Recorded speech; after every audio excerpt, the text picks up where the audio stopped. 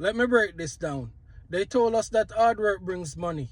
But if that was true, the hardest workers would be the richest. Growing up, we were taught, work hard and the money will come. But here's the truth.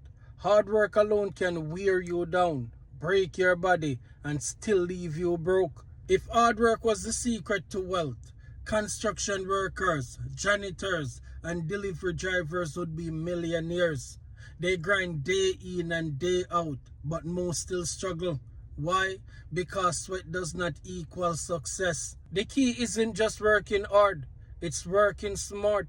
It's mastering your thoughts, it's shaping your mindset, and most of all, it's ownership.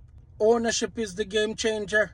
Ownership of your time, ownership of your skills, ownership of your ideas and assets. That's how money works for you, even when you are not working. So stop chasing pennies with broken bucks. Elevate your thinking, build what you own, and watch everything shifts. Because wealth doesn't reward the hardest worker, it rewards the smartest builder.